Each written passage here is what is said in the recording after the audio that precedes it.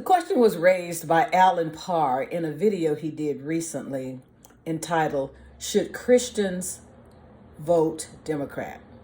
That's a big question because a great block of Republican voters are Christians.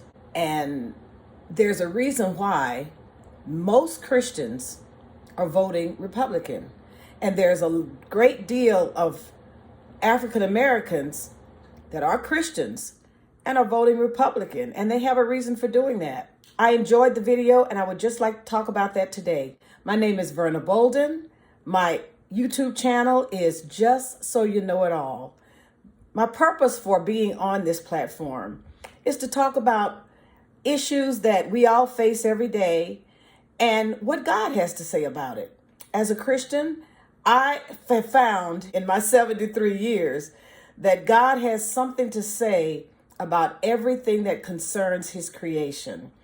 The ones that he loves the most are us, and he wants us to know which direction to go, what decisions to make.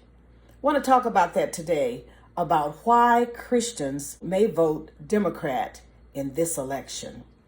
Please subscribe and like on my channel, share it with others, and leave comments. I'd appreciate it. Okay, so I was listening to Alan Parr where he made a refreshing case for why Christians may vote for Democrat. The title was, "Should Christians Vote Democrat or Republican?" And that could not be more appropriate for this particular election. It just seems as I have matriculated through the election process and the different choices that we have over the years. It's been difficult because nobody, Republican or Democrat, when you're a Christian, or even when you're not, believe everything that your party that you affiliate with presents. I don't agree, and as I've said it before, I don't agree with a lot of the things that Republicans present. So I'm a Democrat. On the other hand, there are a lot of things that Democrats present as their platform that are disagreeable to me. So when you come down to who should you vote for, and especially in a close election, and you know that every vote counts, you have to really weigh which way to go.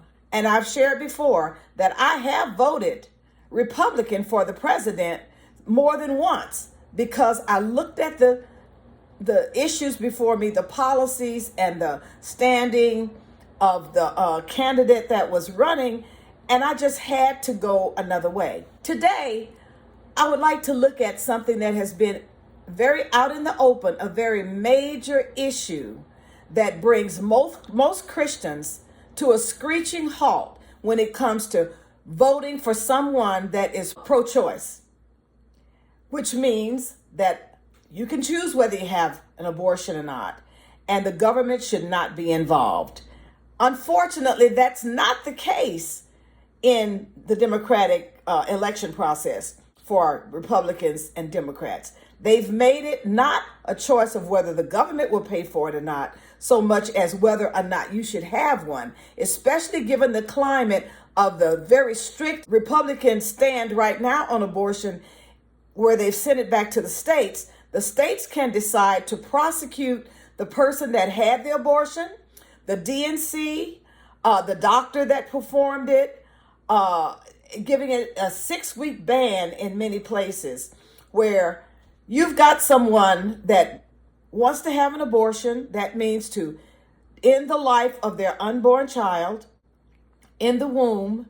And it just sounds like a black and white issue. Why shouldn't we just allow that to happen? Why should we even get involved with something like that? If you don't believe in killing babies in the womb, then you're pro-life. If you believe in killing babies in the womb, then you're pro-choice. It's not that black cut and dried. And that's why many people get to that wall, that moral wall, in deciding who to vote for. And they know that the one that believes like they believe on that issue fails in every other moral, ethical, intelligent category. They fail miserably.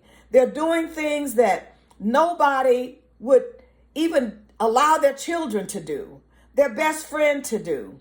Your mama wouldn't have allowed you to do it and say some of the things that are being said by candidates that are running for the highest office in the land.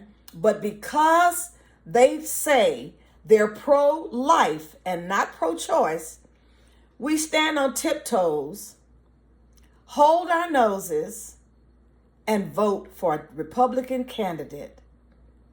But is that the only choice we have? I would have said yes a few weeks ago. I would have said, there are other things that matter more than just the matter of life in the womb. But I would have still had to stand on, I've got to find something that outweighs that. I'm looking at that today. A lady named Amber, I don't remember her last name, but her story made me look at the abortion issue and where people find themselves so often in a way that I never have. As I said, I've lived over 70, and I've never had a question about abortion. And I'm talking to a lot of people that can resonate with what I'm saying. Never had a question about abortion. Never had any excuses for it being okay. I knew that it was wrong if someone was raped. But I always said, well, they could just have the baby and then give it up for adoption. Well, what if it was incest? Same situation, just have the baby and give the baby up for adoption. That's easy for someone to say when it's not you. That's very easy for someone to say when it's not your daughter, who your husband has raped, who your father has and impregnated. You got a family issue. You got a little baby that's going to run around looking like grandpa, and everybody knows it. What kind of life will that child have? Am I making excuses for taking this issue of abortion so that I can excuse it? I'm not trying to excuse anything. But what I am saying is that it is wrong to put a law out there that says you have a 6-week ban on abortion when Amber probably did not even know she was pregnant right in time to do anything about it. And as I read the story and remember the story, this was a woman that lived in Georgia where there's a 6-week ban. I learned today that a woman in Georgia took abortion pills and experienced a very rare complication where there was still fetal matter left over inside of her uterus. And so she got an infection, and she showed up to a North Atlanta hospital hoping that they would perform a very common routine procedure to clear out that fetal matter and clear out the infection. Except in Georgia, they made this procedure illegal with very few exceptions. In fact, a doctor can face up to 10 years in prison for performing it. I would preface this by saying I was born and raised in Atlanta. I am telling you, North Atlanta hospitals are very well equipped. This 28-year-old woman with a 6-year-old son sat in pain in the hospital as doctors watched her infection spread. And they waited, and they waited, and they waited. And then her organs started shutting down, and then they waited. And then they performed the surgery. That woman died. A Georgia committee ruled it was completely preventable. This is what happens. This is what people have been warning about with Republican-led, Trump-led abortion bans. Doctors are too scared to do their jobs. Half our counties don't have OBGYNs. We have one of the highest maternal mortality rates in the country. The United States has one of the highest maternal mortality rates in the developed world. If you're a doctor in Georgia, why would you risk performing that procedure until it's too late? This is America. What is this? A 28-year-old who is going to go to nursing school has this outcome?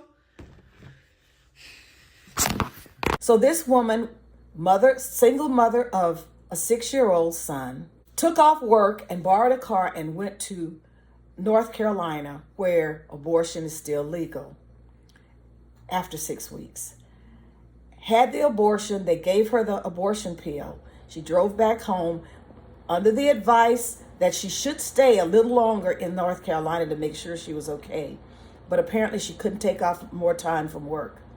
So she went back home, and hemorrhaging, went to the emergency room, bad cramps, abdominal pain, hemorrhaging profusely. They took her into the emergency room and checked her periodically. But because the law says, new abortion law says, you cannot treat a woman that's had an abortion unless she's dying.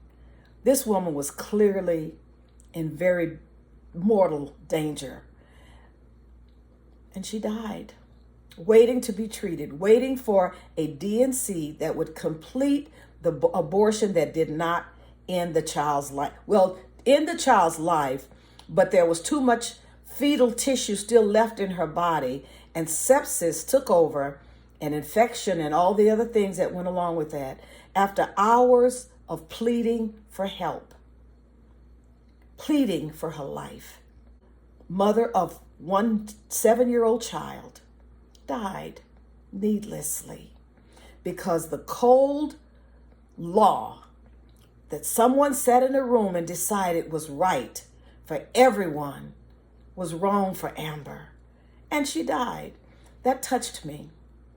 And as a minister, I had to ask myself, Lord, is this something that you wanted?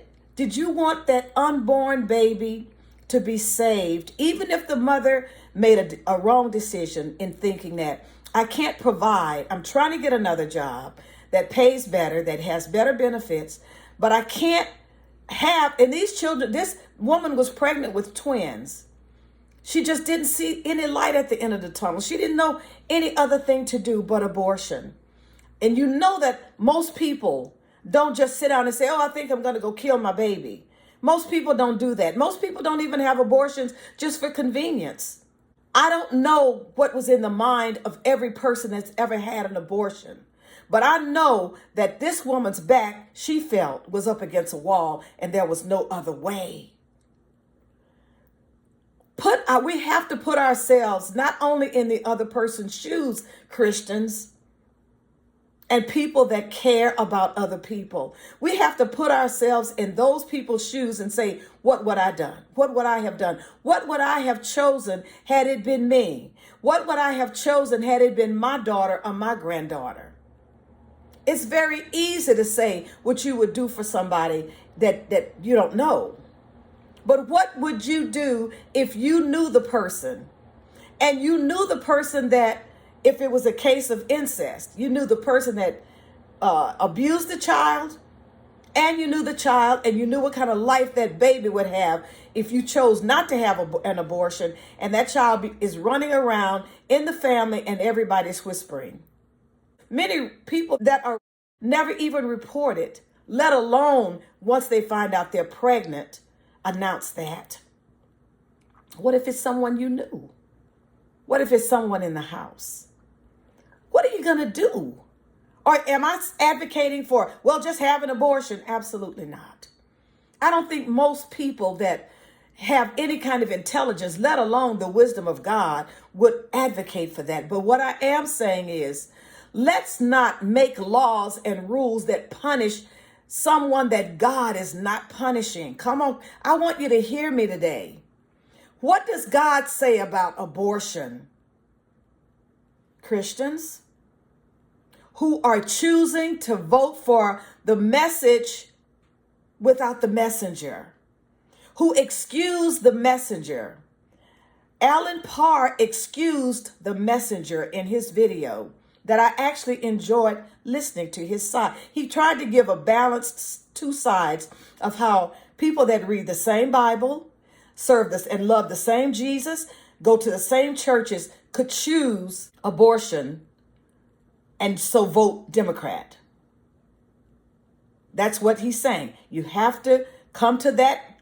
That's the wall. That's the one wall, moral wall, that everyone hits when they ignore the character of the messenger and they choose the message only. But the message is only good if it's in the mouth of a messenger that deserves to have it, because we know that we can trust them with it. So what does God say about abortion? Everything that we believe as Christians, has to be backed up by what God says about it. What does God say about abortion? Are you ready for this? Absolutely nothing. There is nothing in the Bible that says anything about it is wrong to kill your unborn baby. Am I saying that God doesn't care about the unborn? Absolutely not. He told his prophet Jeremiah, before you were born, I knew you. But this is the thing about God. He also loved Amber. And he loved Amber before he loved her unborn baby. What we as Christians fail to realize is God loves the person that performed the abortion. He loves the grandfather that raped his granddaughter. He loves the unborn baby. He loves the grandbaby. Come on, y'all. He loves people. And he sees what we go through. He sees how we feel. And before I end this video, I have much to say. So you're going to get a second video on how God feels about abortion. But let me say this.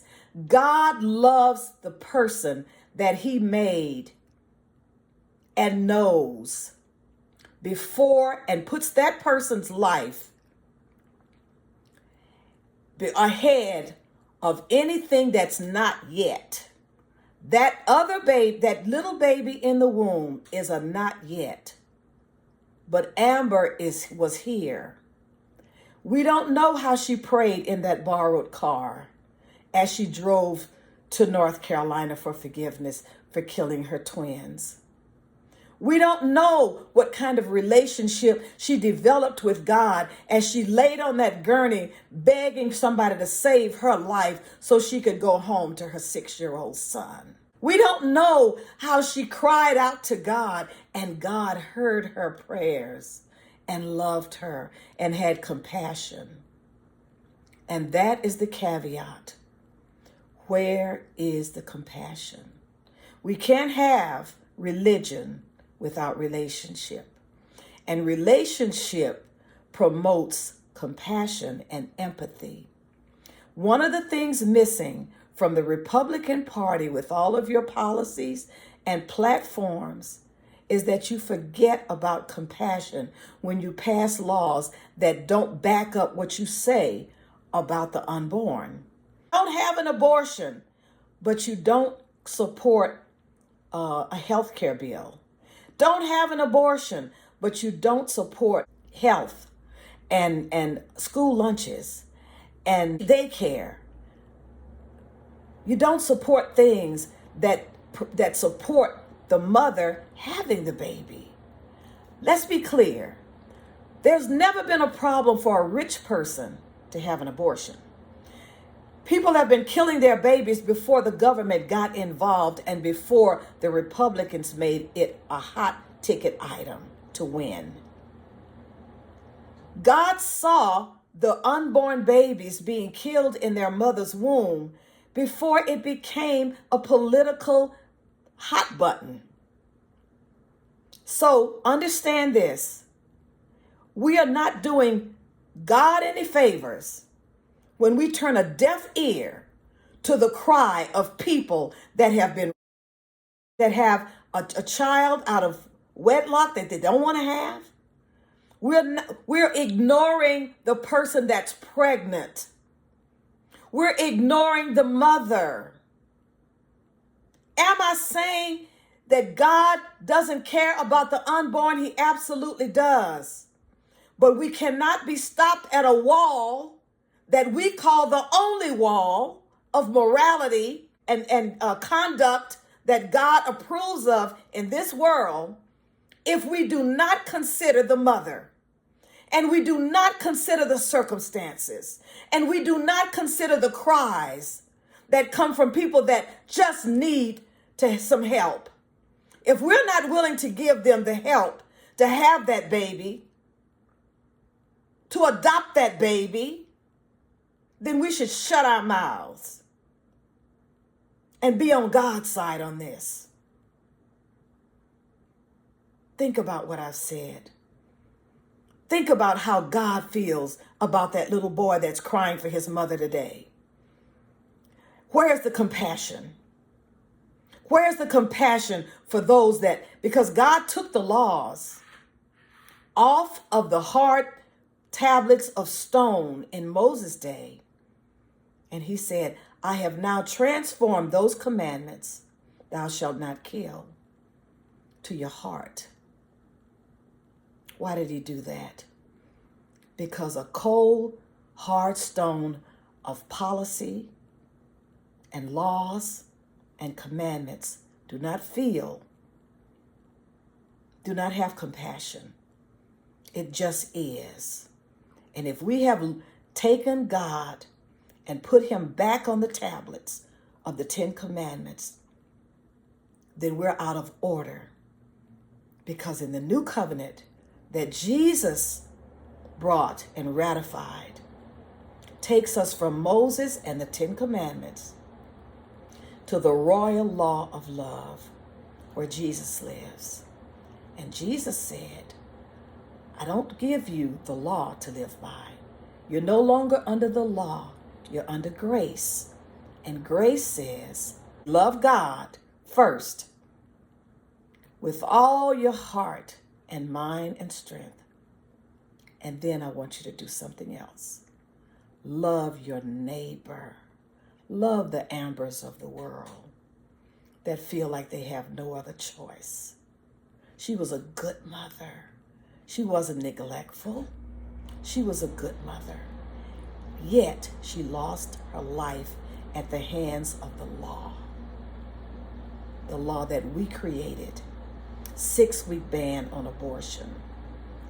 Don't you know that God knows what those little babies go through when we abort them? But we don't. They go straight back to him. We've decided that the baby suffers inexcruciable pain when they're being aborted. Is that true? And how could we know? But God created that baby in the womb, and God knows how that little baby feels.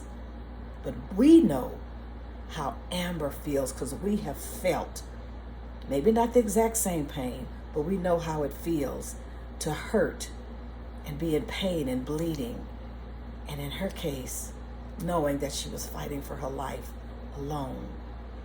Because the Republicans and Donald Trump made a law that said you cannot kill your baby to save your own life unless you're dying. And when the doctors realized that she was really, they kept saying, not yet, not yet, not yet. And when they finally said, now we can help her, it was too late. Let's not let that happen again. This is a revolution for me. Very revolutionary. It's something that I never believed I would ever say.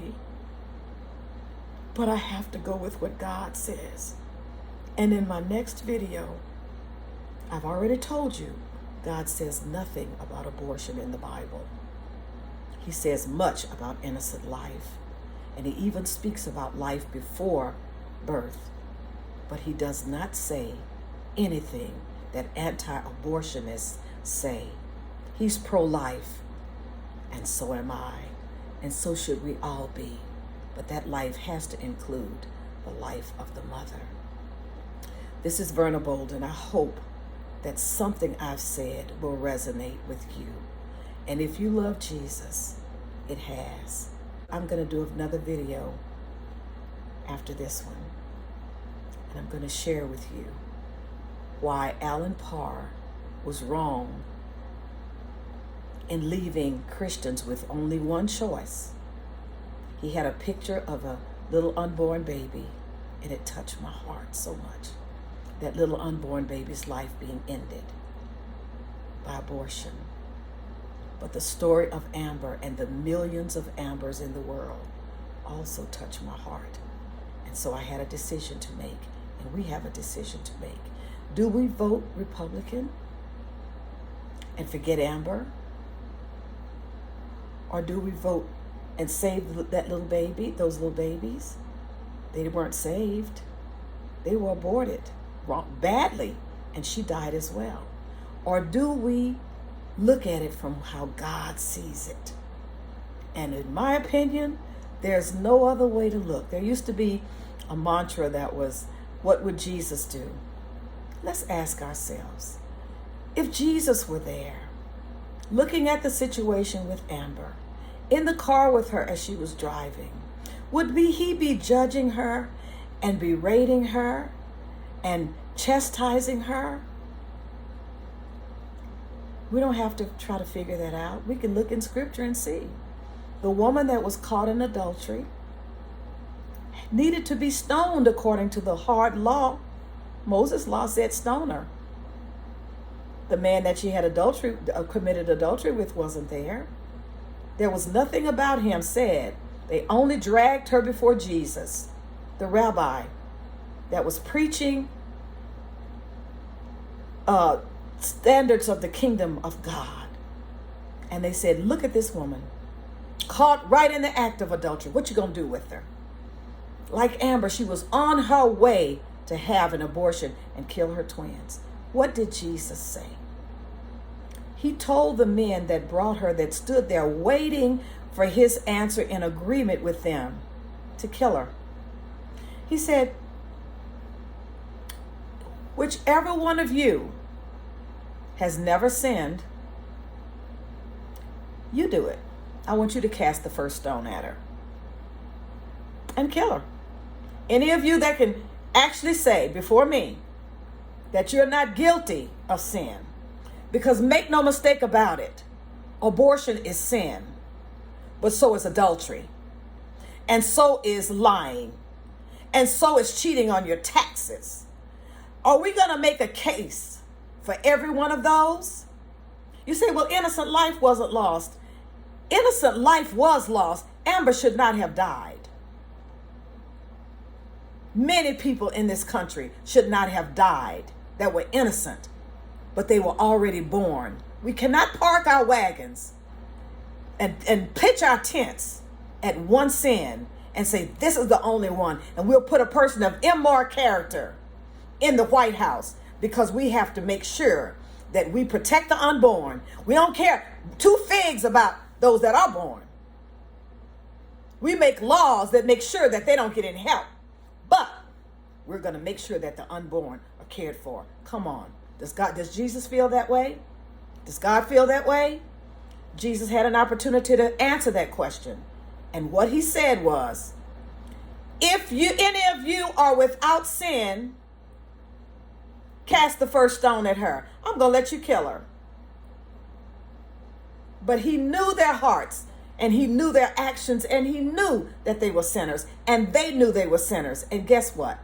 Every one of them dropped their rocks and went home. And did Jesus say, now you just go out there and get you another boyfriend and you can commit adultery with another woman's husband? All you want to know, he did not. He's holy. And what he said to her was, daughter, where are your accusers?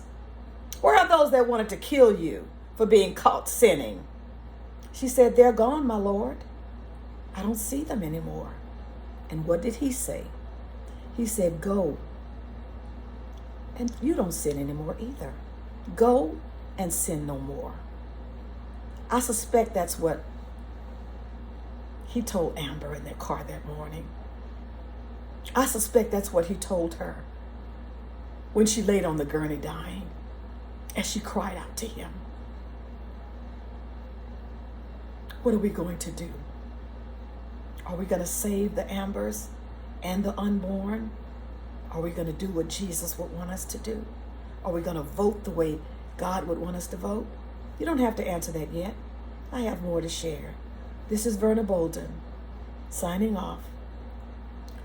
My platform is entitled, Just So You Know It All. And that means, what would Jesus say in every situation we face? God bless you. Please subscribe to my channel and make more of these available. And if you agree and want to share the news, share with someone, and like it, and make a comment at the bottom. God bless you.